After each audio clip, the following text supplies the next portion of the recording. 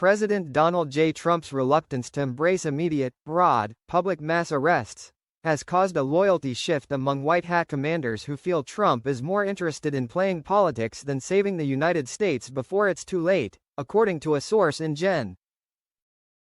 David H. Berger's office, who gave Real Raw News a summary of Friday's meeting. At least two White Hat leaders, he added, have called for a vote of no confidence in Trump's leadership as they instead eye Florida Gov.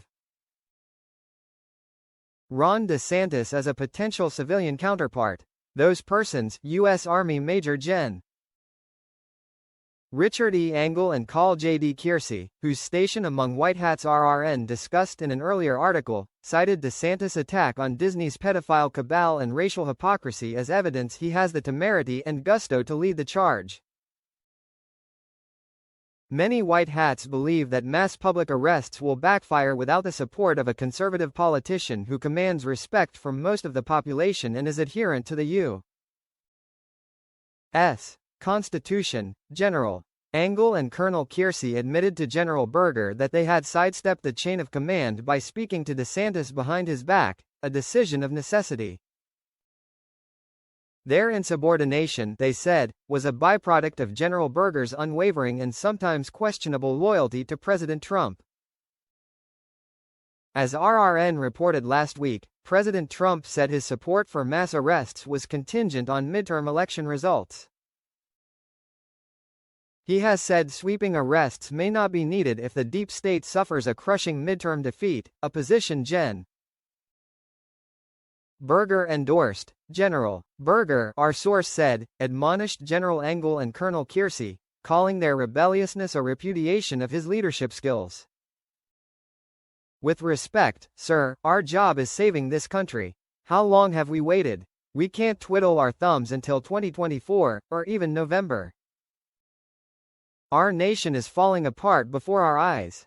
Trump's malaise has cost us time we don't have. He has squandered opportunities, Colonel Kiersey said, but you agree we can't act on our own, that we need the backing of civilian politician? We agree that would be a more acceptable solution, General Engel chimed in. The United States is not a stratocracy, and we'd prefer to avoid that label. But DeSantis? General Berger asked incredulously, and requested the outcome of their conversation with Florida's governor.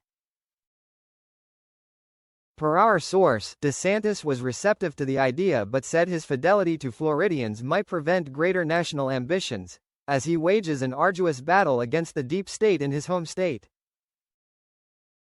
Moreover, he implied he didn't want to create enmity between he and Trump. He agrees with us but, like most politicians, fears possible fallout.